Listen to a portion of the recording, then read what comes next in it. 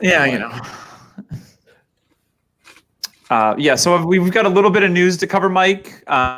We've got an ad read, and then we'll jump into the stuff that is specifically for you. You got it. And we have some stats and stuff too, which will be a fun little game. So we'll do that. And we got questions from people that we will get to. Tyler, you're in charge of that because I'm too focused on hosting. So you get to do all the peripheral stuff. All right. So how's that? So if you have something, just like throw a hand up or whatever if you need to interject, or just cut me off. I'll be watching the race, so whenever you guys want to go, just let me know. We're rolling. We'll let you know. All right. All right, Tyler. Give me a minute here. Just do one quick pass through. Unique New York.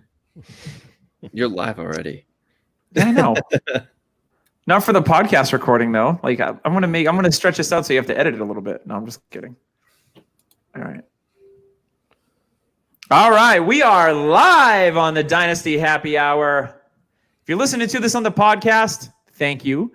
If you want to have a different experience next week, you can find us on Periscope or YouTube. Just search Dynasty Happy Hour and you can click to subscribe, and then it'll tell you every single time that we go live on the channel. So usually Sunday nights, maybe we'll have some special treats mixed in. Who knows?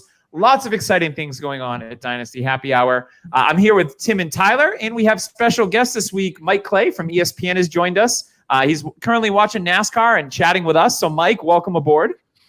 Hey guys, how you doing? I'm going to be a little distracted, very unprofessional. I mean, look, I haven't had a haircut in a while. I'm not really shaving that much. I'm just wearing a t-shirt. I'm watching the race. I mean, this is the quarantine life right now. So I apologize in advance, but you know what? I'm looking forward to talking some Dynasty here for the next hour. So let's do it. Yeah, absolutely. So just to give you guys a little bit of, what's going on in the show, we're going to talk a little bit some fantasy news. There has been some news here in the last week or so we're going to cover some of that. We've got a fun little stats and stuff name game that we're going to go over where we take a player A and player B and you try to figure out who it is. So that's always fun. And then, we're going to hear a word from our sponsor like we usually do. And then we're going to get into our segment with Mike where I'm going to pepper him with all sorts of questions. And it'll be a lot of fun because I really like Mike has a little bit different outlook on Dynasty than I think a lot of people do. If you look at his rankings compared to like what we see in the industry and the consensus, there's definitely some things that differentiate there. And I don't have them written down because I wasn't going to pepper with Mike questions about that. Yeah, if you're going to pepper him with questions, hopefully he doesn't get too salty, but we'll sugar him up before. Oh, I like it. Oh, Tyler, the dad jokes are flowing already. You know it's going to be a good night when Tyler's ripping off dad jokes already. All right, so let's get into some fantasy news. So up in Tyler's neck of the woods in Minnesota, there's going to be a Dalvin Cook holdout, I hear. So Dalvin Cook, he's going to make a smidge over $2 million in 2020 on his current contract. Supposedly, he's looking for something around the $13 million a season range. The Vikings currently have 12.2 in cap space, according to overthecap.com. And they just recently freed up some cap space because they were in a pretty tight spot not too long ago. So what I want to hear from you, Tyler, so you've got your ear to the ground, you're on the pulse of the Minnesota Vikings up there in Minnesota. So in your opinion, Tyler, how do you see this situation playing out? I would have to say he signs. I mean, from what I have heard, he'd be happy with 13, but I'm guessing it'd probably be around 12. I'm guessing it'd be around 12 million a year. And I'm pretty sure the structure that they're going to have trouble with is the years, how many years, because they do have a young running back in Madison, but he's unknown. Like, yeah, he showed up, but he had injury issues himself this past year. So who knows if he's going to be fully healthy if he gets a full-term job. But I mean, Dalvin Cook's the real deal when healthy. He's a top 5 running back in the NFL when healthy. So I think a lot of the issue with Minnesota giving him money is saying, okay, you haven't been fully healthy. What do we get in this contract in return to make us feel more comfortable doing so? But I do think Minnesota's a team that wants to get this done. They've already had talks before. So I'm going to ask Mike about this.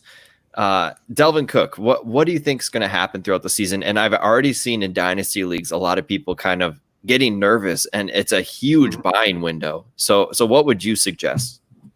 Well, I'll tell you what. I have Dalvin Cook on a team, and I had him last season, and I had Madison too, and I'm in the same situation. So I feel content right now. I'm just going to ride that out. I mean, I guess that's the way of saying if you're in a shallower league or a league that's not super competitive like the ones we're in, you might be able to still get Madison at a relatively decent discount, or get him off waivers if he's still sitting out there. Get him on your roster. That should be a priority without going totally overboard. If you do that, then you're fine. As for what's going to happen, guys, I don't know. I don't know.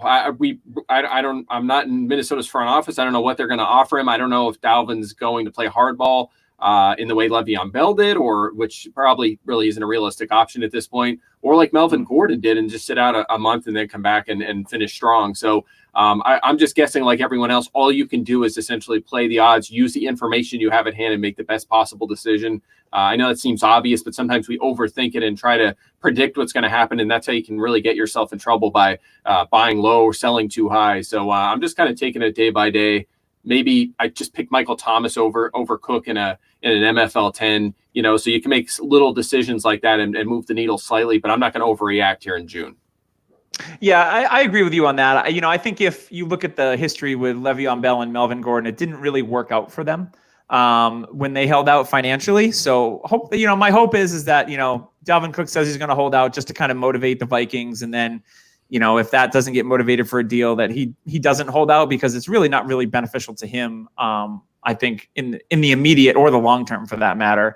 But so Tim, I want to go to you. So if you own Dalvin Cook as a standalone, you just have Dalvin Cook, you have no Alexander Madison on your roster. Would you trade for Madison now as a Cook shareholder with the inflated price, or would you just try to ride it out?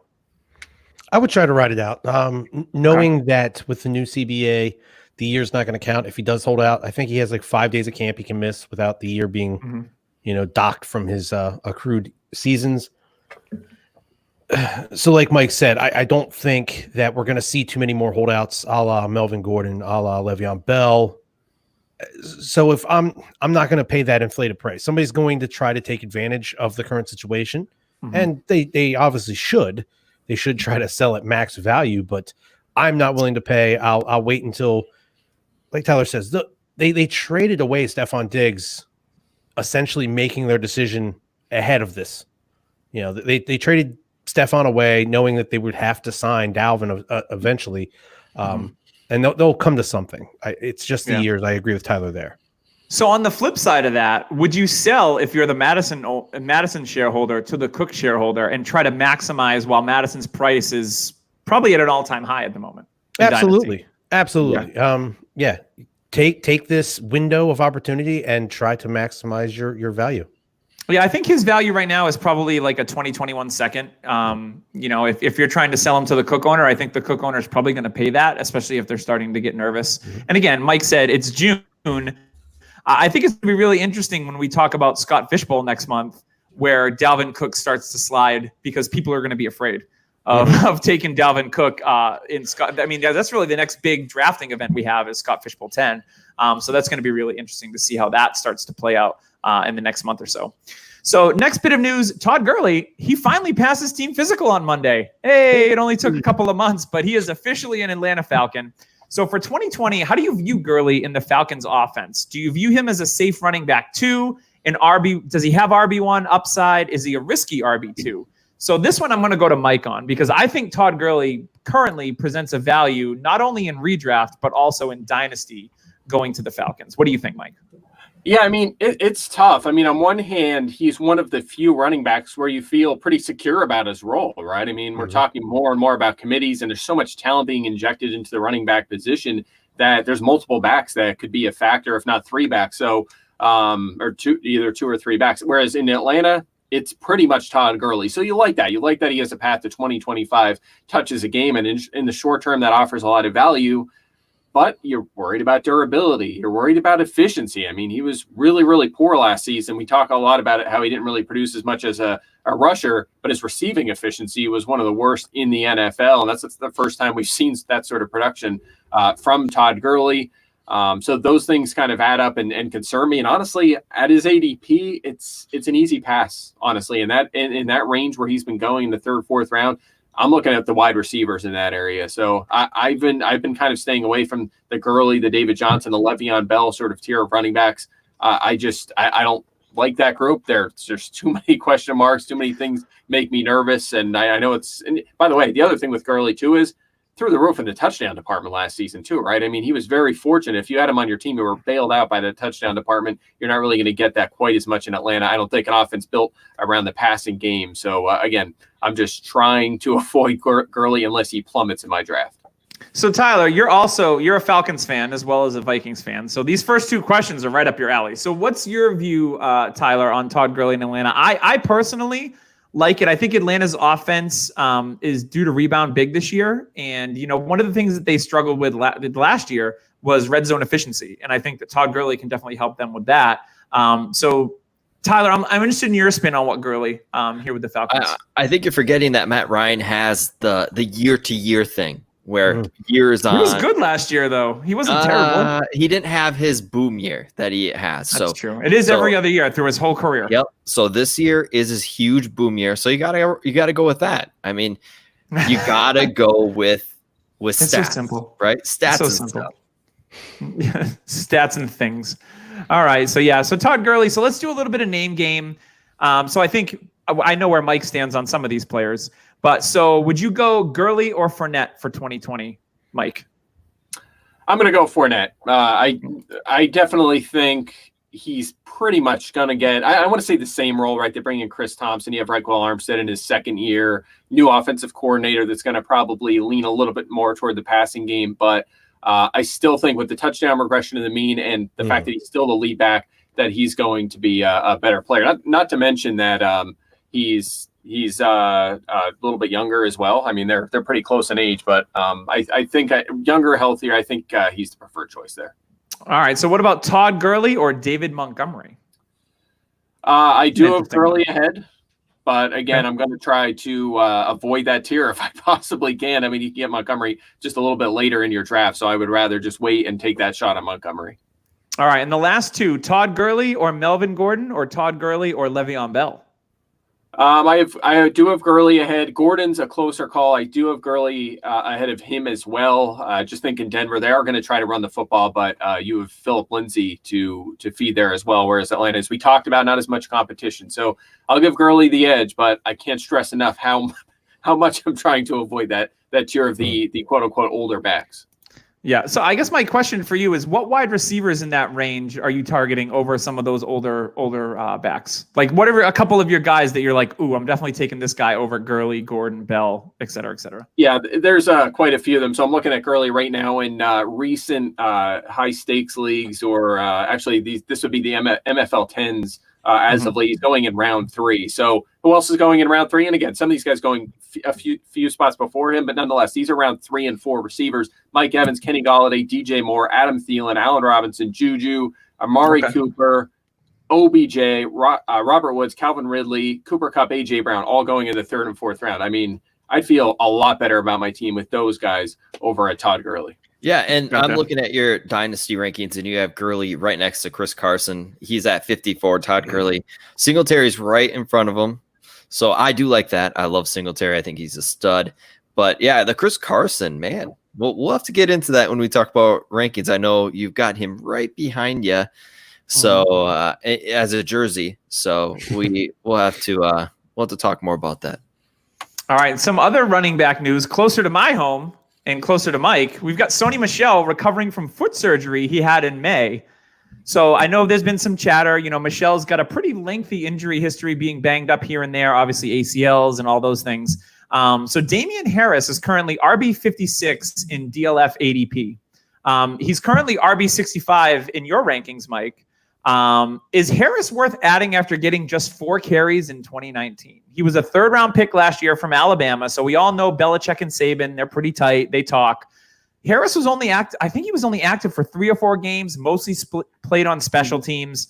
But, I mean, Sony Michele didn't have a really great season last year. I know there was some offensive line issues with the Pats and just offense in general issues. But is Damien Harris a guy that, I know some redraft people will probably take a stab on him late in drafts, but at his dynasty ADP, do we see anything coming from Damien Harris in year 2 to maybe split work with Michele, or just enough to mix it up for you? No question. One of my favorite buys right now, unquestionably, and that goes for season long and Dynasty. I've drafted quite a few best ball drafts so far. I have him on, I believe, every single one of them. I've taken him in the last couple of rounds. Traded for him in our PFF OGs Dynasty League. Got him kind of on the cheap a few weeks ago. No question about it. I mean, we've seen this before with Bill Belichick and Josh McDaniels, these rookie running backs that, regardless of the pedigree, just don't do much, right? And then kind of year 2, they take a leap forward. We've seen that with quite a few backs over the past decade plus. So Harris, I think, will get an extended look. They had a lot of positive things to say about him late last season, even though he didn't play much. And let's be honest, they like a committee, yes, but he is one injury away from a pretty significant role. So Harris is an excellent guy to put on the end of your bench. I know it's not Tom Brady offense anymore, but it's a possibility that he could be a 15-touch guy, maybe even get the goal line touches at some point if Michele's not a factor. So absolutely in on Damien Harris. He's so cheap. So cheap. He's a throw-in in a lot of deals. Yeah, absolutely. And the fact that it's not the Tom Brady offense anymore makes me think that they're going to play defense and run the ball a lot more than we've seen out of the Patriots in the past few years. Jarrett Studham. Brian Hoyer? Anyway. Yeah, hey, don't make fun of Brian Hoyer. He's been with the team like 5 different times. All right, so now we're going to do a little bit of some mystery players, a little bit of a name game here. So I'm going to give you some information on two mystery players. What's the name of this game? I don't know. Get it right. It's stats and stuff. Stats and stuff. Okay, fine. It's HR Puffin stuff, whatever. So the panel is going to decide which player they prefer, and you can guess the players after everyone has answered. And then I will reveal at the end who they are and their ADPs. So if you're ready, take notes if you feel free, if you can remember it. Awesome. So player A is 27 years old. He's only played a full 16 games twice in his 6 seasons. He's averaged 75 receptions, 1,042 yards, and 6 touchdowns over the past 2 seasons. This player has seen at least 124 targets or more every single season except for 1. So now we're going to go to player B. This 25-year-old had the 7th most targets in 2019 with 148. Despite having 90 receptions, this player finished wide receiver 18 with PPR scoring in 2019. Oddly, with 40 less targets in 2018, this player finished as wide receiver 17 in PPR scoring. So my first question is, which player would you rather have? Player A or player B? I feel like I know what player A is. Okay. But I'm probably wrong. But stats and stuff is my game. So I think player A is Cooper Kupp. And I love Cooper Kupp. So player B, I absolutely have no idea. 25-year-olds. So I can tell you that player A is not Cooper Kupp, because if you were listening, the 27-year-old has played 6 seasons. Cooper Kupp wasn't a rookie until he was 25. I think the 25-year-old I'm going to go with, because I also have a feeling I know who it is. But obviously, I am very good at this. So you're going to go with player B, who you prefer? I'm going to go with B because the younger player, and I feel like he's getting similar production. Okay. Tim, what about you? Player A or player B? Well, everything about this game set up to make you take the player that you're going to think, oh my God, I can't believe I took, this wide receiver 4 over this wide receiver 2. But with the younger age, at this point in their careers, less likelihood of injury, it seems. And I believe you said player B had 148 targets last year. He had 148 targets, 7th most in the league. I am going to go with the player that's getting the most targets and hope that they turn that into production. Opportunity should lead to fantasy production, and I like the youth. I'll go with player B.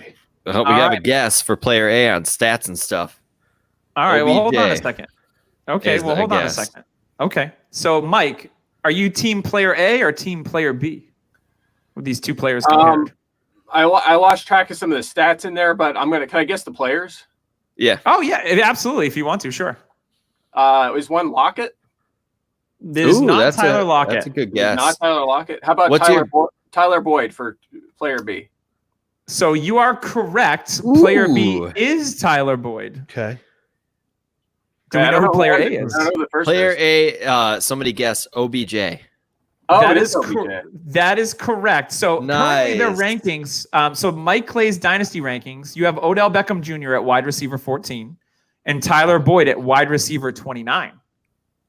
Mm-hmm. So you look at OBJ, we're looking a lot of, I think that his name, obviously, in the upside of Odell Beckham Jr.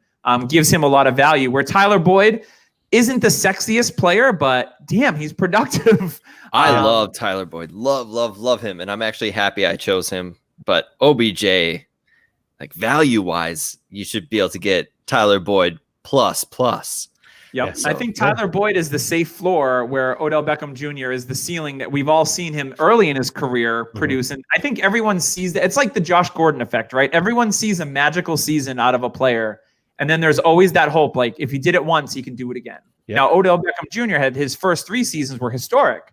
Then the last couple, it's been down. So people are holding on to what they saw in the first 3 seasons, being like, I know he can do that again. Now, if he does that again, great. But we don't know that that's not it's not a fact, right? So you're hoping that he can have a season like he did in his first 3 years. So I think that gives him the name recognition, and the hope that people have is because people see Odell Beckham Jr. and they remember the awesome things that he did in the beginning of his career.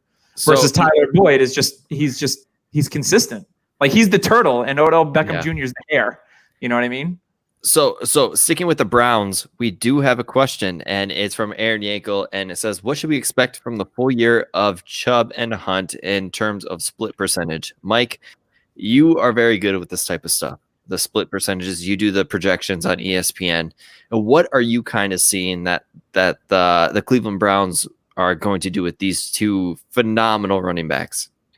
Yeah, I think there's a chance both of these guys are weekly fantasy starters if this offense takes another step forward. And keep in mind, they were essentially, especially if you adjust for opponent, or an above average scoring offense in the touchdown department last season. So it could perhaps be even better if Baker Mayfield takes a step forward and with Kevin Stefanski there. But I do have Nick Chubb clearly ahead, 270 projected carries to 86 for Kareem Hunt, but only 27 catches for Nick Chubb, 52 for Kareem Hunt. That would kind of align with what they did in the second half last season. Look, Nick Chubb, outstanding rusher, one of the best in the NFL in that department, right, since he was drafted. The guy has been crazy effective. He's going to sustain a big role, but we did see his carries drop a little bit and his targets drop quite a bit when Kareem Hunt came in there. So that's something I've considered when evaluating Chubb, who's 10th in my projections in PPR. I think he's been a little bit overrated in the season-long drafts just because, Hunt's going to be a big factor as a pass catcher. So like them both, to be quite honest. I've had shares of Kareem Hunt quite often this season because he should be a value play, I think, in PPR. Do you remember Nick Chubb had that horrible injury? Not a lot of people do anymore because Nick Chubb has recovered from almost a career-ending injury, and you go back and think about that, and it's insane to think about just how good he is. I think he's probably top 3 best pure rusher in the NFL, next to Zeke and probably Barkley. It always amazes me with Willis McGahee, similar really horrific injury, but he was a solid pro running back for a lot of years, and it's just crazy to me that guys can have injuries like that and then come back and be successful. It's pretty awesome. So we one more question from Kluber Lang 83. I think that's Clubber Lang. That's a Rocky reference, Tyler. Okay. Not Clubber Lang. Come on. Okay, same thing. Philadelphia people, right, Mike? Which of the Rams running back by committee is the one to own in Dynasty? I know my answer, Doug. I'm pretty sure you're on the same. I've got a Florida State sweatshirt on. What do you think my answer is? now, Mike, are you as big on Cam Akers as we are? It sounds like you're higher than me. I do like Cam Akers. I think he is the correct answer here, right? He has the size, he's the speed, he has the rushing ability, the athletic ability, he has the pedigree, he's the 2nd-round pick. He has Sean McVay on his side. There's a lot to like, but at the same time, I found myself, especially in season long, drafting Darrell Henderson. I think he comes at a decent value. We have seen, and I've tweeted about this and written about this quite a bit this offseason, we've seen day 2 running backs be poor fantasy options as rookies over the past decade. And you might say, well, things have changed the last couple of years. And no, it has not. It's still been the same kind of thing. 1st-round running backs, outstanding in fantasy. Day 2, not as much. They've been in more committee situations, and that is the case for a lot of these guys that we've been talking about this offseason, like Taylor and Swift and Dobbins and even Akers. So I'm not forgetting about Darrell Henderson and him potentially making a big leap here in year 2. Keep in mind, his last 2 seasons in college, I think people forget about this quickly because of last year, a lot of recency bias. He averaged just under 9 yards per carry in back-to-back seasons. That talent has not completely disappeared. And honestly, guys, this time last year, this guy was going in what, the 5th round of season-long draft? I mean, people were nuts. He was the first rounder in rookie drafts too. Look, I thought that was out of control for sure. I was not on that bandwagon. I didn't touch him in season long, but the talent is there. So now perhaps a little bit of a post-hype sleeper. It would not shock me at all if he proves to be the better back in this backfield. So how I kind of see it, I thought Henderson in college reminded me a lot of Tev Coleman.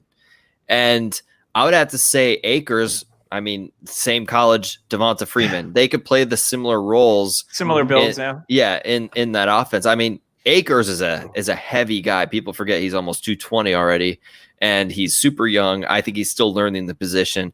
And I think Henderson will actually help him out without carrying the full load year 1. But I do think Akers long-term will take that role by year 2 or 3. And, I mean, I love Akers. So, and I guess the lesson is just buy Malcolm Brown. I don't know. Yeah, that's probably the right answer. That's probably the right answer. Do not do that. Yeah. Sorry, John Kelly. We do have another question from Corson TM. Who's the favorite running back to own in Ohio right now, Mixon or Chubb? You have them back-to-back 8 and 9 in Dynasty rankings. Who would you rather have, Mike? Who do you think has the opportunity to actually sign a longer-term deal and have that stability at running back in Dynasty that we love? Man, that is a close call. Like you said, I have them back-to-back. Joe Mixon is 7 months younger. I could mention the fact that Kareem Hunt's in kind of the way, if you will, to a full-on workload for Nick Chubb, but that may be one more year, right? We're not overly concerned about that. I'm going to lean towards Mixon just because we've seen more of a passing game role, and short term he does have a clear path to a massive role as a pass catcher and a rusher. Now I don't know, he didn't catch many balls last year, don't get me wrong, he only had 35 catches. We want to see that increase, but I think he can do that. I think we've seen it before, it's in the arsenal, and that offense should be better this season. So I'm going to give a slight edge to Mixon, but again, I'm not really arguing against Chubb. I have no qualms either way. And some of these guys are close. It's just how the game works. Yeah, and Bill Belichick said Mixon is actually the best running back in the NFL. So if you want to take another person's advice, Bill Belichick says Joe Mixon. Yeah, but if Bill Belichick had Joe Mixon, he'd be in a committee, right, with Rex Burkhead and Sony Michele, James White. Bill Belichick also wanted Chad Johnson on his roster, and then he was trash. So. Okay. We do have one last question before we move on into Mike's rankings, and it's from Dynasty Dad. Mike, how do you see the Ravens using both Mark Ingram and Dobbins this year? I'm interested in this one. Yeah, you know what? I kind of mentioned it before about how day 2 rookie running backs don't do much in fantasy. I mean, I think that's going to be especially the case for Dobbins. The hype here is out of control. And look, a lot of, and I'm talking short term for sure here, the short term hype. He's going in the 5th round right now. We were talking about like Alex Madison earlier, right? Who's going in the double-digit rounds, or at least he was, and Tony Pollard, same kind of thing. I feel like the argument is made the same for both, right? Well, if Ingram goes down, Dobbins is going to be a fantasy star. That's why you take him there. But you could say the same thing about Madison and Pollard and a bunch of other guys that are going late in your draft. It's almost like they're described the same, except for one's going in round 5. And you could say, well, yeah, but Dobbins maybe takes control of this backfield. I don't think that's the case. Mark Ingram is too good. He's been one of the most effective backs in the league since he's been around. He's not going anywhere short term. Gus Edwards, say we want about yards per carry, but this is just a descriptive stat of him. He leads the NFL in yards per carry since he was acquired by the Ravens a couple of years ago. The guy is effective when they ask him to run the football. He's not going anywhere. So I think that's something to consider. And I'll add one more thing. I have some content coming out later this week, a project that I've been working on for over a month. I can't wait for this to drop at ESPN. It has to do with coaching, and I'll kind of leave it at that for now. But in there, I talk about Greg Roman and what he has done with the running back position over the past decade, and it has not been kind to the running back position. A lot of rushing production. Don't get me wrong there, but the targets, the receiving production has not been good. The fantasy production has also not been good at that position. The quarterbacks have gotten a ton of rushing production. The running backs haven't. So I think even the talk that, well, his ceiling is so high in this offense if he gets that starting job, Not really, not as high as people are making it sound. And I think his ADP is out of control. But now I love the talent, long-term, great athlete. There's certainly RB1 upside, but I think that he's very, very overpriced right now. Yeah, and I think a lot of people that are picking him in Dynasty are kind of just like, hey, you know what? I know I'm not going to – there's potential I don't get anything out of him in year one, but it's really the year two. Yeah. When you look at, like, Dobbins is – typically he's, picked between pick 3 and 5 in most of our rookie drafts. And I think, people in Dynasty obviously have the long-term in mind. So they're like, you know what? I'm not going to get anything out of this asset potentially in year one, but really in year two, I could be sitting on a gold mine. So it's even worth that price. But in redraft, like, I definitely agree with you. People are going, he's going to get more and more buzz and his ADP is going to be out of control, a lot like Darrell Henderson was last year. Mm-hmm. People are going to be like, oh, well, he's one injury away. He's going to be quoted as the league winner over and over again, like if Ingram goes down. And I agree with you. Gus Edwards is a pretty darn good running back. So, yeah, I don't disagree with you in there. But for Dynasty, yeah, I really love the outlook on J.K. Dobbins. So let's get into a little bit of a word from our sponsor, and then we'll get into some more questions for Mike. So do you think you're smarter than an NFL GM? I think some of us probably do. I saw the Packers draft. I think I'm probably smarter than those guys. Do you think you're the best at fantasy football? You know what? We're all going to be in Scott Fishbowl 10, so I think we all think we're pretty good at fantasy football. Now you have a chance to prove it. So Dynasty Owner is the only patented fantasy sports game using actual NFL salaries and contracts. You manage your team from every single level, owner to general manager to coach. You can set prices on concessions. I'm just kidding. You can't do that. Dynasty Owner is for the smart and elite fantasy football player. There's no offseason in Dynasty Owner. The rookie draft matters. Free agency matters. Every single contract matters. You can come and do a startup in 2020, which is right now, the year of not greatness in 2020. But now you can do startups using actual NFL players, contracts, and salaries. Then improve your team each year with a 3-round rookie draft. And by trading players and draft picks, you can win weekly prizes, seasonal prizes, and compete in the chase for the ring. The mobile app is up and running. It's on iOS and Android. Rookie drafts are happening. All the exciting things are happening on Dynasty Owner. So go on there, do a mock draft now on your desktop, on your mobile browser. So to learn more and mock draft for free, because I know it's mock draft season coming up, I'm starting to get the itch for redraft mock drafts, I'm telling you. Go to www.dynastyowner.com. All right, Mike. So I've got these questions for you. I'm just going to work them in one at a time, let you do your thing. I know you got NASCAR going on, so this is your segment. So try and multitask as best as possible. I'm good. Let's roll. All right, sweet. So the first thing I want to ask you is, can you give us some insight into how you do your projections? Are there any specific ways that you start to get your total number of working targets or carries to divvy out amongst the players on the team? Yeah, I mean, some of it's experience. I've been doing this, probably made my first model a little over 10 years ago, just started it from scratch, and I continue to work on it. And it's year round, right? It's 365 days a year. Every day there's a little bit of news. It's been quieter this year than usual, obviously, for obvious reasons, but I'm always tweaking little things, transactions, and you just kind of, you get a feel for it. On top of that, I mean, you have to start somewhere to get that feel, and it goes into league trends, team trends, as I mentioned before, coaching trends. A lot of that is kind of how I build the team projections out, like how many plays are they going to run, how many touchdowns will they score, which is a marriage between team history, league history, and certainly the player talent on the roster. Pass rate, obviously, that's an important one as well. And that's kind of like one side of it. And then on the player level, there's a lot of formulas I put together for projecting rate stats out, right? So that's kind of its own entity. And then from there, I'm using basically going player by player at the start, the start of every offseason. We'll say, really, I'm probably starting it during the playoffs the year before, getting that first run out, and just going player by player, literally looking through their usage. And we could talk about this for hours and hours, what goes into that, but I'm, applying common sense to the data that I'm staring at on a week by week, season by season, all kinds of trends to kind of come together and get a feel for what percentage of the share that player can be expected to have the next season. And again, I'm doing that for everyone. At the end, I hit in a nutshell, hit refresh and all the projections show up from there. So again, this could be a long conversation, but that's essentially it in a nutshell. Now, I have a question just because I'm curious. So at the end of the season, so say the season wraps up in January, fantasy championships are divvied out. Do you ever go back and look and see, all right, where did your projections fall versus what actually happened? And then kind of go through and try to understand the gaps that you might have in your process? You know what? That's one of the problems with being a nerd and being so invested in the numbers and projections is, guys, it's every day I'm thinking about this stuff.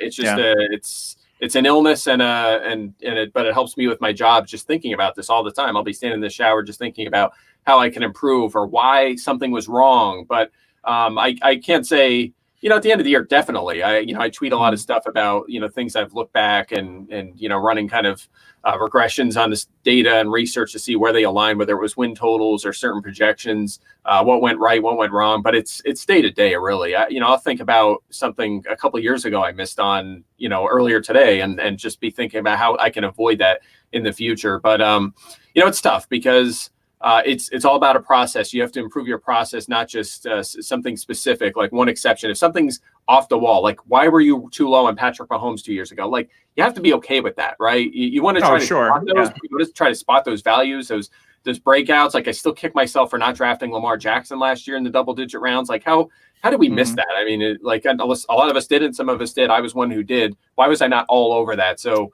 it's a constant battle between sticking to a process, but also finding ways, identifying ways, so that process identifies those breakout players. But I guess that's a long way of saying that. Yes, of course, I'm always looking at and thinking about misses, makes, and why they happened, and how I can keep that rolling in the future. Yeah, I think we do the same thing in the dynasty circles when we look back, especially at like rookie drafts. Like, why didn't I think of this particular thing when I made this? I took a Leonte Carew over someone else. Like for me, I took Samaje Perine over Kareem Hunt and Alvin Kamara in a rookie draft. Like just because I was like, oh, I like Samaje Perine, the opportunities there versus looking at some of the other things going on. Like that's one I kick myself on. But you know what? It's part of the process, and you learn from it, and you try to make the tweaks, going into the next season. But yeah, and I would say it's not an illness, it's just an obsession. That's the health. It's an obsession. And there's nothing wrong with that. seeing Tavon Austin drop in a rookie draft to 5 and thinking, I'm going to trade up to get him when your original plan was to draft DeAndre Hopkins at 7.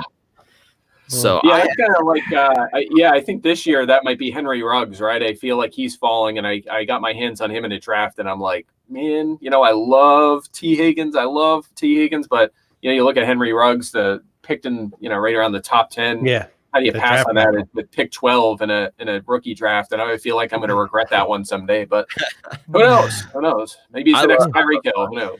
I love Ruggs. So, is there a player that your model kind of pointed to that if you had to say, hey, you knew your model was on to something? Is there like that one player that your model pointed to? You can't say Jalen Reagor just because of fandom. Yeah, definitely not. I'm on the opposite side of Reagor. I hope I'm wrong on him, but he's a guy that did not jump out. But it's definitely running backs, guys. I think we all have our strengths and our weaknesses, but running backs have been a home run for me over the past few years. I have a few of them behind me. Jordan Howard, super high on him. Chris Carson, nobody was higher than me on him. Loved him. Carlos Hyde, loved him. I mean, Kareem Hunt, everyone kind of jumped on that bandwagon, but obviously liked him a lot. But it's essentially those guys that show up really well in efficiency stats and really pop out that I've been fortunate enough to get right the past few years, and I'm hoping that continues. If there was a guy in this year's class who is my favorite in the class, the guy that I'm kind of putting in this conversation that can be that next guy, it's Zac Moss. No question. I mean, we were talking about Devin Singletary earlier. I know. I like him a lot. He was terrific last season, but I am a Zac Moss guy for sure, if there ever was one. So I think he has some serious upside as a rusher in the NFL. Oof, that's tough to hear because I have been anti-Zac Moss. I have been pretty much saying that he's a more athletic Benny Snell. That is my comp on him.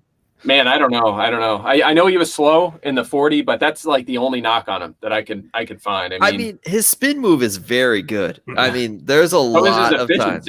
So is his efficiency after contact, elusiveness through the roof. and it's 2 years in a row. That's what really excites me about him. This wasn't a 1 year 2019 fluke. In 2018, his numbers were almost the same. He's off the charts for me. I'll be surprised if he busts. I really will. with a player like that, would you say competition is something that you look at too, like Utah, how there hasn't been many running backs that come out of Utah?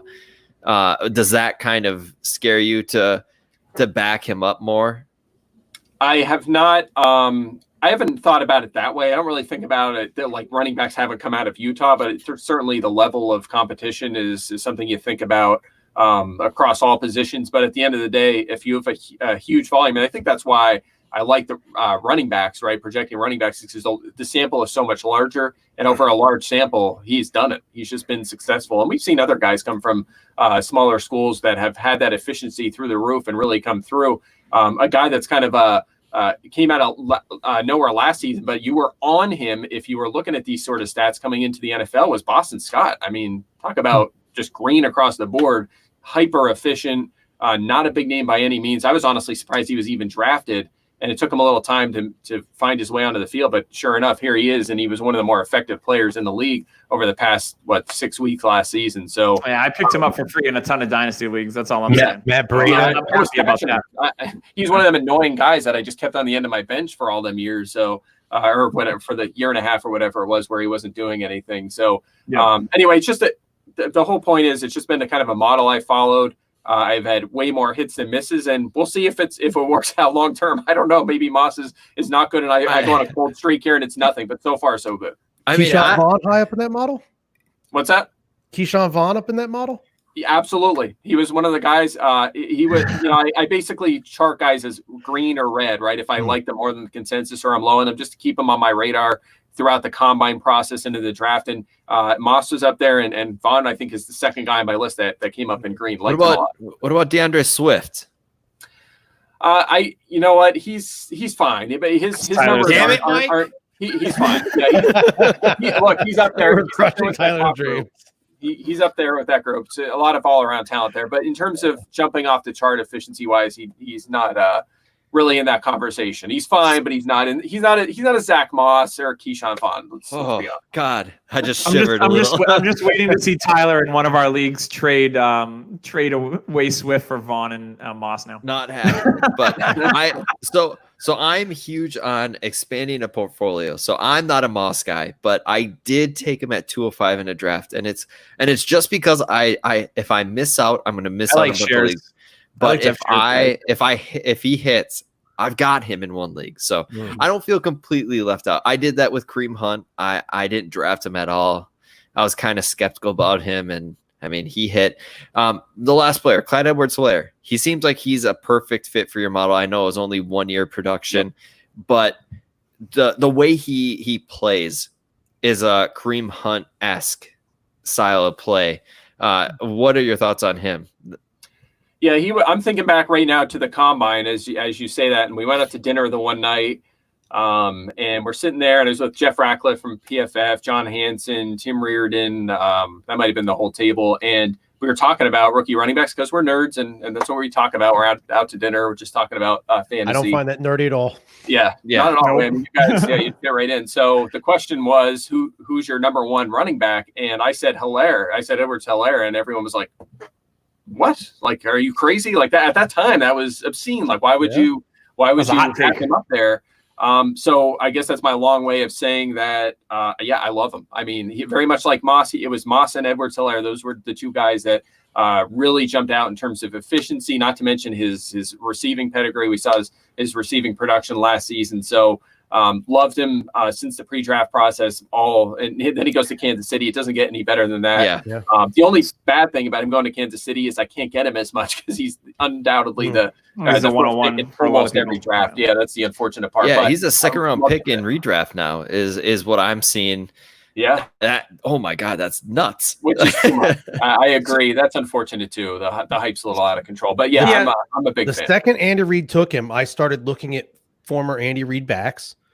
And once I started comping him to these Andy Reid, it blew me away how much of Brian Westbrook he had in him. Like their height, their weight, their BMI, their 40 times. I was blown away by how close they were in a lot of these metrics. And then you saw the next day, within a couple hours, honestly, the GM had gone to Andy and said, "Hey, look at this guy. He reminds me of Brian Westbrook."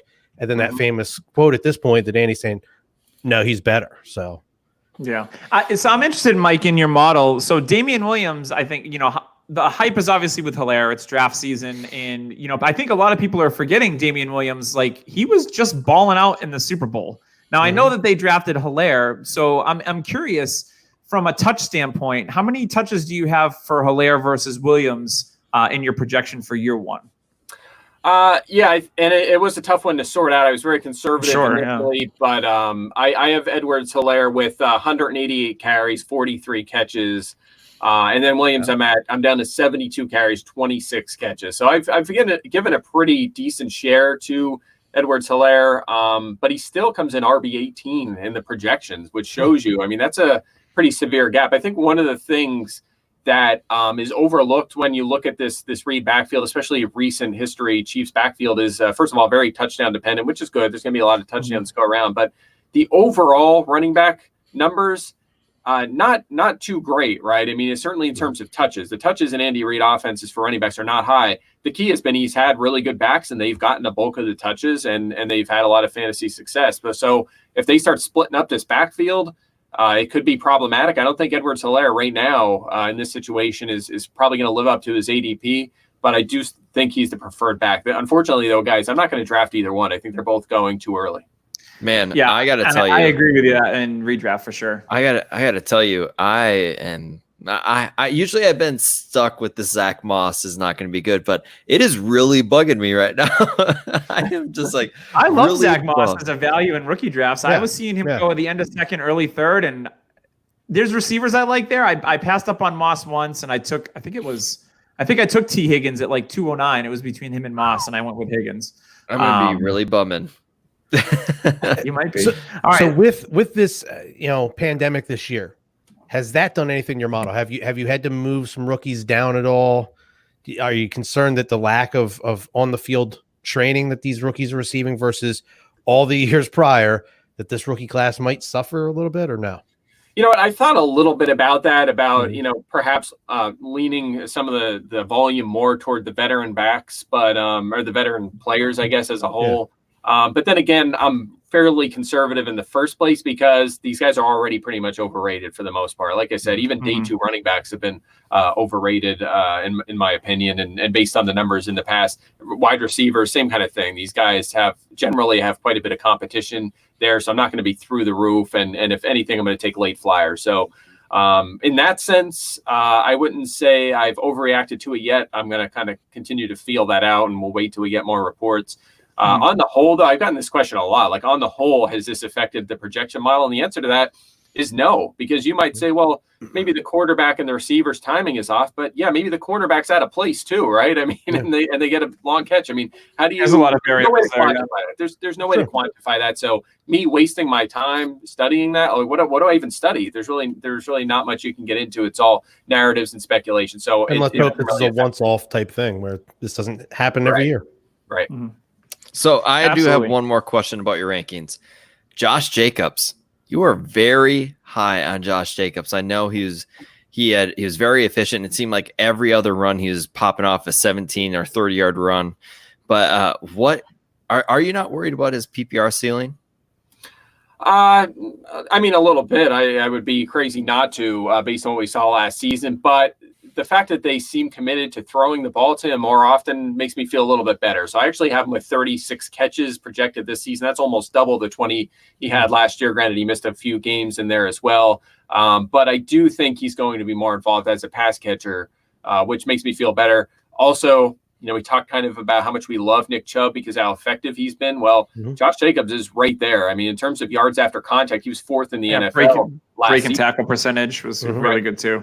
Exactly. So I think he's just a legit talent at that position in terms of ability as a rusher. And again, I think it's in the arsenal to catch the football more. And the other thing, guys, is he's 22 and a half years old come September 1st. I mean, these other guys, the top backs are 24 or 25, 24, 26. I mean, he's very young, has a couple of years of shelf life longer than these other guys. That's another factor. And he didn't get a ton of work at Alabama either. So he's got relatively fresh tires compared to some of those guys that got 300 carries a year in their collegiate career. So. I mean, Zeke is still only 18 years old, so he's still super young. His next birthday party is on planet Endor, however. So hopefully get your invites for the Ewok party for Zeke. All right, let's keep it moving. So, Mike, in May, you noted that Drew Locke was your dark horse to win the MVP in an article. So how do you predict that offense to distribute all the targets in a Pat Shurmur offense? Yeah, and that may have jarred some people. But again, we're looking dark horse, and I went dark horse there for sure. But I love it. I love it. Yeah, look, I have Denver in the playoffs, and if they get there, that means he was at least competent, right? So I mean, this Broncos team reminds me a lot of the Bears a couple of years ago, right? Vic Fangio running that defense, and that defense kind of peaked the year before he got the Denver head coaching job. But the talent there on paper defensively for the Broncos is arguably a top 5 unit. So all he has to do essentially is play the Mitch Trubisky or the Blake Bortles role a couple of years ago in the Jags defense. Don't lose it. Right. Don't lose it. And if he does that, the Broncos could make a run certainly at the number 2 spot in that division, and certainly a playoff spot. I don't think they're getting over the Chiefs, but nonetheless, you get my point.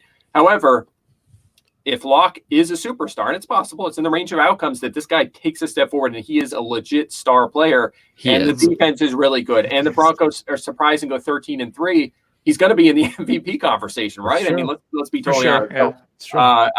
That was my line of thinking there. It is a very young offense around him, but the talent's there. I love Cortland Sutton. He's gonna. I think he's kind of underrated right now in season long. I've been getting him in a lot of drafts.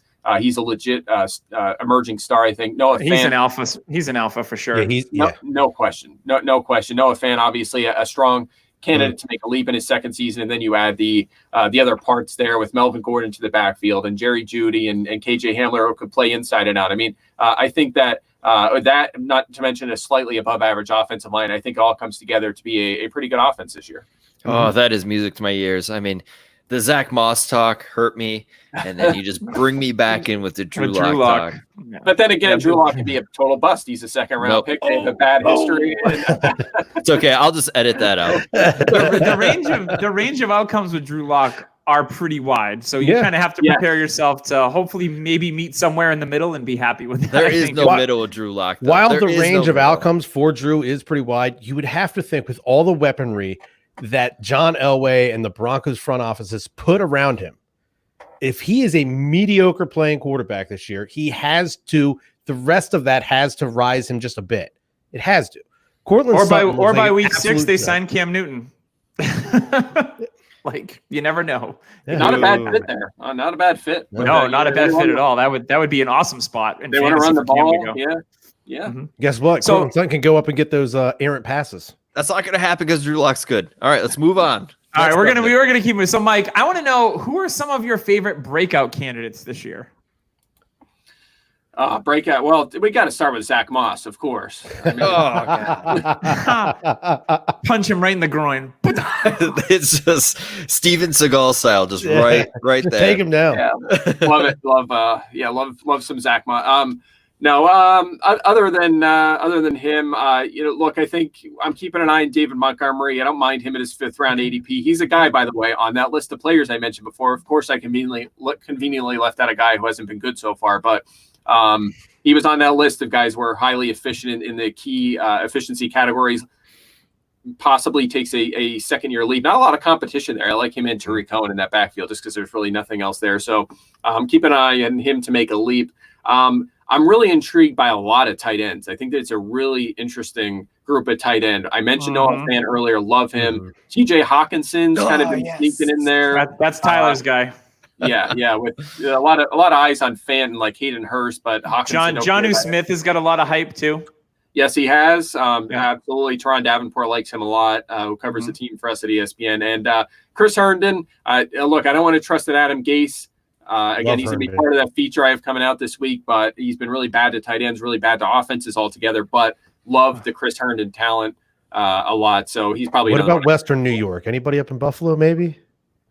Buffalo, in a stable offense. I don't think so. Other than Zac Moss, I was hoping the wind would whisper Dawson Knox, but Yeah, I don't know. I see. I'm having a hard time with that one too. They added another wide receiver. They have 3 guys that are going to win a feature. Yeah. I don't know if there's going to be enough volume for Knox, but I do like the talent there. Obviously, he was considered a raw prospect out of Ole Miss that never scored a touchdown. There, the raw talent you figure will rise at some point. But it reminds me a lot of George Kittle. I don't know if he's ever going to get there because of the quarterback situation, but athletically, there you go. Yeah. And Kittle didn't do much in college either. The issue with Mike though is when he's got Zac Moss getting 180 targets and 340 rushes, there is no more room. He is the Buffalo offense. That 500 touch season will drive Zac Moss right into the ground. Larry Johnson. Yeah, that's his comp that Mike has for Zac Moss. Larry Johnson. The old Eddie George seasons when he touched the ball 450 times. It seemed like. They just grind them into the meat grinder. All right. So on the flip side of that, so we talked about some breakout candidates. Are there any players that you were completely avoiding? Like they are just off you're like, nope. You see their name. Todd Gurley sounds like one we talked about earlier, but are there any other players that based on their ADP or where they're going that you're just like, nope, I'm going to pass on that player and go somewhere else? We talked about a few of the guys, interestingly enough. I mean, just looking at ADP at guys and maybe I'm leaning too much towards season long ADP. I actually haven't done a dynasty startup this season because it's been all rookie draft. Got to get on that. Get on that, Mike. I don't want to add new leagues. I'm in too many, so it's been like rookie draft and season long. But I feel you there. Yeah, so it's not a super easy question to answer, but season long, looking at like Mark Ingram in round 4, something like that's too early. We mentioned Damian Williams already. Going in round 6 is too early. I guess in rookie drafts, I've kind of been shying toward the wide receivers if I can. I love CeeDee Lamb and Jerry Jeudy in there. I think the hype on the running backs is probably a little bit too much for me. So I'd go that direction. Cooper Kupp at wide receiver, as much as I love the guy and think it's as much as I love Sean McVay, I think that he's being viewed as like a top 5 receiver by some people, or essentially like he can repeat something similar to that when he's been very over his head in the touchdown department. I'll take Robert Woods at the lower ADP. Thank you very much. No, absolutely. I've had Woods ahead of him all offseason. I'm totally with you on that. And how about this one? This is a controversial one. I do have this guy on a dynasty team or two just because, from last year's rookie drafts. But I think the hype's a little much now, and that's DK Metcalf. I was just about to say on your dynasty rankings, you have DK actually below Debo and Henry Ruggs. That is – I love the love on Ruggs because I think he's a very underrated player. But I mean, I like what I saw to DK. I know Matt Harmon's reception perception showed actually he can run a route tree for what the worry was his rookie year. He can actually run the route tree and pretty well. But I mean, you have like Jerry Jeudy ahead of him and CeeDee Lamb. You have his teammate Tyler Lockett ahead of him, and one of my favorite receivers to go into like the top 20 overall of ADP is Terry McLaurin ahead of him. I love your Terry McLaurin love. I think Terry McLaurin has a chance to actually go up into the top 20 of ADP. You can tell Matthew Berry I said that. I love Terry McLaurin. They just better hope that Dwayne Haskins can take a step into his throws. Yeah, there's no question about that for sure. And look, a lot of those guys in that area, I mean, man, we've had such an incredible injection of wide receiver talent. The youth right now is so great. Exactly. I love AJ Brown. Liked him a lot last year. He's one of them end of bench guys that season long that just paid off down the stretch in a big way. Always loving that. When you just keep those guys sitting there all year and they finally kick in, it's an awesome. Reichwell Armstead didn't work out. AJ Brown, he did. But anyway, as for Metcalf, I mean, look, last year, I don't think people realized that he had 3 more end zone targets than anyone else in the NFL and had 1 top 12 fantasy week, right? This isn't a super high volume position or super high volume offense for the wide receiver position. I don't think that's necessarily going to change. What about Brian Schottenheimer tells you and Pete Carroll tells you that they're going to open up the passing game? I don't think they're going to be any more than a slightly run heavy offense. And, they might not be crazy run heavy, but they're going to lean towards that side of the ball. So I think that limits the volume a little bit. He had a lot of bust finishes last season. And again, I know we're talking dynasty, but short term is a huge variable here. And I'm still a huge Tyler Lockett guy. as you know, I obviously like Chris Carson in that offense as their feature back. I think they're going to run through a variety of players, and it's going to really limit Metcalf's high-end ceiling in terms of targets, and I think that could limit his fantasy output in PPR. So that kind of is my thinking there. Yeah, Metcalf kind of categorizes to me like he's great in like best balls. Like in a best ball league, like I love DK Metcalf. Like I own him in one spot in Dynasty. I didn't own him anywhere in redraft. But yeah, the variables are tough. I mean, he may have one big week and then you're going to wait 3 weeks until he has another decent week. So it's really tough. It's hard to have that guy where he's getting drafted as like mostly like, especially in redraft, he's probably getting drafted as a wide receiver 3 on a lot of teams. And that's the kind of player that's hard to trust. Like his floor just isn't very safe. So yeah, I agree with that. Yeah, sorry to interrupt you. Just fifth round value right now, or fifth round ADP right now. It's just a little much for me. Again, you were mentioning boom bust, but again, one top 12 last season in a year where he by far led the NFL in end zone targets. I mean, it's a little much for me. So Kelvin Ridley has been everybody's hype guy this year. He's this year's Chris Godwin. Yeah. Yes, I heard that. Except he's about 3 years older than Chris Godwin still. Kelvin Ridley, where do you see him standing in this Atlanta offense? I love the player. I think him and Jerry Jeudy are very similar type players. So if you like Jeudy, you're gonna like the type of player that Ridley is. Like you're gonna like Jeudy if you like Ridley. But they're very similar styles of play. Do you think that Ridley can take that Godwin step, or do you kind of see it kind of more along the lines of where he hit last year? Yeah, there's pluses and minuses here. I think it levels out to just inside the top 20. That's where I have him in my rankings. His fourth round ADP, probably a little rich. The Godwin comps are extremely excessive. Look, I mean, last season, he did take a step forward. And even then, even in this Falcons offense, he was wide receiver 14 before his injury in points per game. I mean, it's not like he was anywhere. It's not like he was performing with Godwin last year and then he got hurt and that's why he wasn't there. He was a step back. So you do like the Dirk Cutter offense. It's been very good to passing games, very good to wide receivers, very pass heavy. I don't think that's going to change. Let's be honest. You also like the fact that he's one injury away to Julio Jones to being their clear number one and seeing. Whoa, you can't speak of that. You can't speak of Julio injury. Come on, Mike. I know. I don't feel good about it. Trust me. I'm a Julio apologist. I feel like I shouldn't have to be, but I work with Daniel Dopp, who infamously does not like Julio Jones. So what? I know. No touchdown debate. The whole thing doesn't score touchdowns, which is I'm gonna have to block him. DeAndre Johnson effect. Lots of yards, not a lot of touchdowns. Yeah, get on that for sure. But anyway, again, like the player, I think he's fine. But I think the hype is probably a little excessive. Okay. Go buy Russell Gage if you want a Falcons receiver on the cheap. You know what? I've tweeted about him earlier this offseason. I'm with you. That's a very great sleeper in this country. Yeah, he produced very well in the slot for them.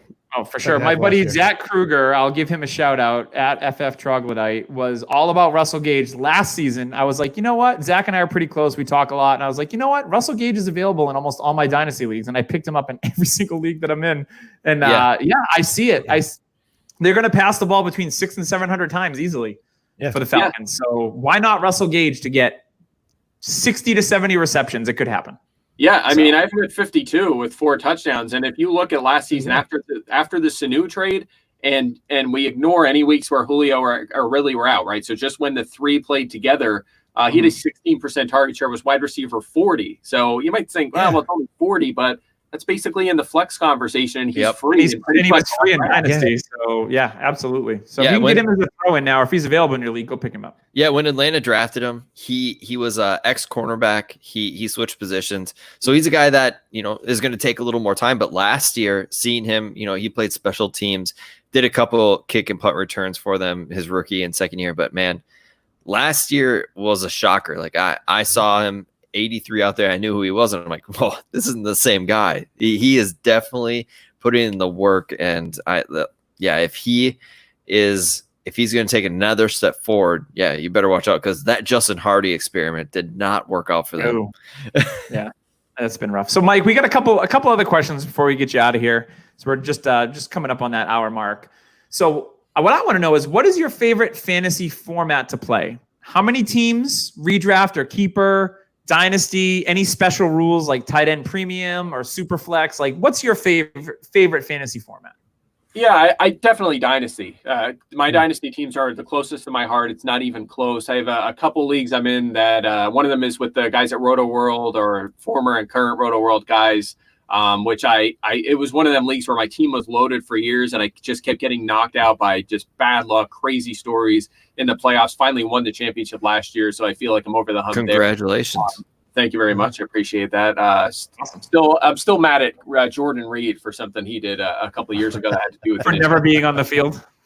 Yeah, that's it. But anyway, so there's that one. Everyone watching probably knows Ryan McDowell from Dynasty League Football League. He runs the Hyperactive series. I love that team. They're my two favorite teams by far.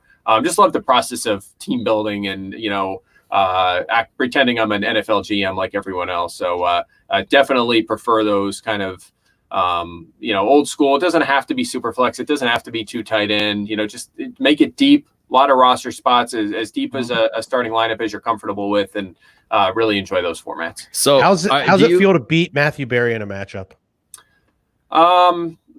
Good, I guess. I don't know. It's old hat.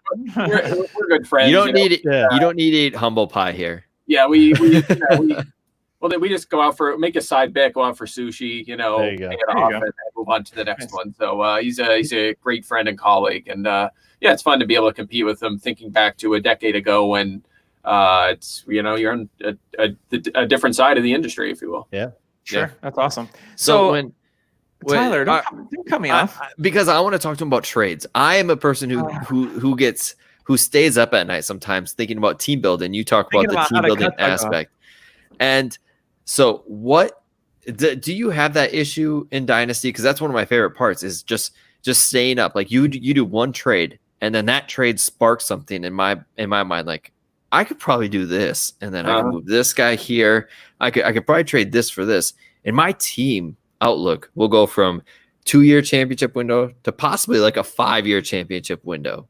Like, do you ever have those thoughts when you're sleeping? Kind of like the meme where the wife's looking at the husband like, oh, he's probably thinking about other women. Yeah. Do you have that? Always. I'm actually glad you brought up trades because I'm the guy that some people hate because I'll think of something like that and I'll just throw out a trade in all of my leagues and just usually with a comment or something and just to get a feel. But you know how it is with trades, like 60 to 70% of people overvalue their own players and they're offended and they just reply LOL or you're an idiot.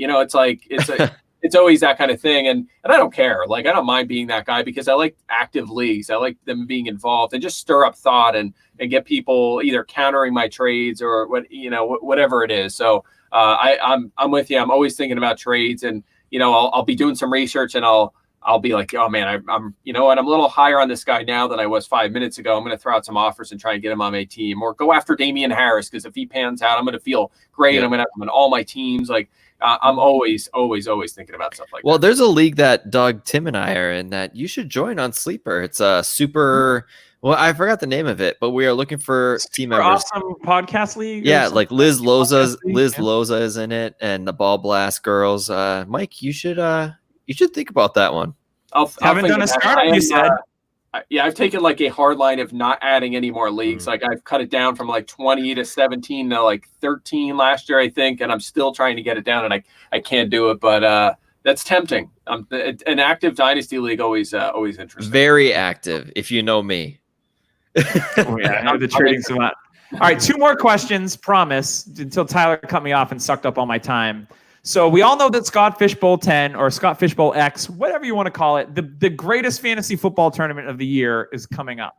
So I want to know, what toy division are you hoping to get into? Did you put in a request when Scott emailed out this week? Like, what's your toy division preference? Do you have one? I did not. I'll be honest. I'm totally out of the loop. I don't know the details right now. I got to leave it hanging. I don't know. So what was your favorite toy growing up? I definitely race cars. It had Matchbox on there, related, but I played cars and there's no racing champions division. That kind of stinks because that would have been perfect. There you go. Yeah. Probably that would be my go-to. If you ask my parents, that's what they would say. My cars that I played with. So So you got to check your email and put in either Matchbox or Hot Wheels, and then hopefully you'll get that division. Boom, done. I requested Lincoln Logs. My son's name is Lincoln, and I knew it wouldn't be a popular one like He-Man or G.I. Joe or Transformers. So I'm like, you know what? Let me go with Lincoln Logs, and then I can get my little avatar with a picture of my son and some Lincoln Logs, and it'll be cute. And that's what that's the direction I took. So, Tyler, what did you request? Power Rangers, of course. I mean, I loved Power Rangers. Power Rangers, There's everything. So many versions of Power Rangers now. It's insane, and a lot of the old Power Rangers are now in jail. Like, there's so many stories that I read, like, oh, the ex-Red Ranger is now in prison for manslaughter. I'm like, oh my god. I read that the other day that one of the Red Rangers is in jail for manslaughter from waving a He-Man type sword at his roommate. Nice. A He-Man by the power of Grayskull. But yeah, no, the first series was awesome. And I mean, I still get jitters. Probably about a month ago, I rewatched when they made the White Ranger and he came into action, and I was like, man, that was so cool. Like, God, I worked at McDonald's back then when I was a teenager, and I remember we had White Ranger toys, and it was like ridiculous. So the hype was real. Tim, did you have a request for a toy division in SFBX? I also kind of took the same line as you, Doug. I was trying to think of one that probably wasn't super popular. And then I started thinking, well, what can I have, some fun with the avatar when I, pay to have a good avatar made. So I went with the Garbage Pail Kids. There's very tons nice. of them out there. I think I can play with some of those and figure out a very fun I had a avatar. huge stack of those. I used to keep them in a metal tin. I don't know where they went. And I'm so mad about it because I had a ton of them, and they were just my wife's name is Danielle, and there was a disgusting Danielle Garbage Pail Kid, and she suggested I used it, so I might just go with that. That'd be. Go ahead, Tyler. I feel like my wife would be offended if I did, but I mean, she told me to do it. I might just do it. Yeah, and I requested to pick because you could request what draft position you wanted as well, and I requested pick number 5. You give me anything and I'll dominate, so whatever. Yeah. Who had the best finish out of all of us? That would be me. Who'd you pay? Nobody. Yeah, Mike, where would you prefer to draft from this year? I would take the one spot. I usually just lean for the one. I'll take. I had that last year. While you guys are gloating, I'm just wondering a little bit of Scott Fishbowl trivia. Do you know who won the first annual Scott Fishbowl? Yeah, he beat 4 teams. Was it? Yeah, I beat the other 4 teams. Yeah. Yeah, I was gonna say it was only like a handful of teams, right? I think it was like 96 or something like that, if I'm not mistaken. But yeah, I mean, listen, if you're gonna, it's up to 1,400 and change, so you've got some work cut out for you. He's the first ever Scott Fishbowl champion, and we did not know this. Like, we need to respect more. Like, I get he's known as the nerd from ESPN, but he needs we should bend the knee, as Game of Thrones would say. I mean, that's what I'm looking for. There you go. You should get a championship belt made, like a retroactive one, like the first annual. Like, I'll talk to Scott. We'll see what I'll be in the first Hall of Fame class, no question. First. There you go. So last question. Robbie just asked this on the feed, and he had it in our show sheet as well. So he says, so you projected Dak Prescott to throw 533 times, which is 63 less times than 2019, after they added CeeDee Lamb to the mix. You also predicted Zeke to have 20 less carries. He says, what gives, Mike? With a smiley face. Well, first of all, I like the Cowboys this year. I hate to say that as an Eagles fan. I think they're going to be good. So game script is a factor for sure. When you have a winning record, you're winning games, you don't throw the ball as often. So keep that in mind. Another thing is he played all but 2 snaps for that offense last season. I don't project any quarterbacks above 95% of the dropbacks. It's just not a smart thing to do when you're looking at player prop line, stuff like that. You have to be reasonable. So that's pretty much going to be the difference there, I think. That being said, I could see it being a little higher with Mike McCarthy there. He was very pass heavy during his time with the Packers. That being said, he was the play caller for most of that. He's not going to be the play caller for the Cowboys with Kellen Moore there. And he called basically a balanced offense slightly toward the run last season. So add all that to maybe a little bit of regression to the mean, or at least some decrease in a few categories. Keep in mind he was like top 6 in like every passing stat last year. It's hard to bank on that in back-to-back seasons. Add all that together, and I think the numbers come down a little bit, but nonetheless, still a top 5 fantasy quarterback. Gotcha. I agree with you on that. So, any other questions, Tim or Tyler, before we let Mike go on his way and watch some Zoom? No, it was a fun time as always, Mike. This is what, year 3 we've had you on, I'm pretty sure. Yeah, I think so. Yeah, at least. Yeah, it's always fun, guys. Yeah, it's always a blast. Thank you again for coming on. Yeah, anytime, fellas. Absolutely. Have fun. Be safe out there, Mike, and have fun, and join that startup league because I think you need. Yes. All right. I'll think about it. I'll think about it for sure. It's very tempting. Thanks a lot, guys. All right. Thanks for joining us, Mike. Appreciate it. Nice. That was fun. Yeah, we're gonna wrap it up now. Is that what you want to do, Tyler? You want to officially? I thought I just did wrap it up. Okay. What was that? Oh. Okay. Yes. Oh. I got you now. Tyler's telling me he's mouthing words to me. He's blowing kisses at me right now. That's going to do it for Dynasty Happy Hour. I'm starting to feel uncomfortable. I'm not in a safe space. So we're going to wrap it up. Thank you, Tyler. Thank you, Tim. Thanks for Mike for joining us. Make sure you check him out on ESPN. He's got all sorts of cool stuff going on. Check out his Dynasty rankings. You heard who he likes, who he doesn't like, who he's avoiding, all that good stuff. Make sure you check out us on Patreon as well as dynastyhappyhour.com. And Tyler said that we're got some new stuff going on in the shop. There's going to be coffee mugs, stickers, shirts. We're switching over some vendors and fun stuff like that. Yeah, lots of fun stuff going on at Dynasty Happy Hour. So we will see you next week on the Happy Hour.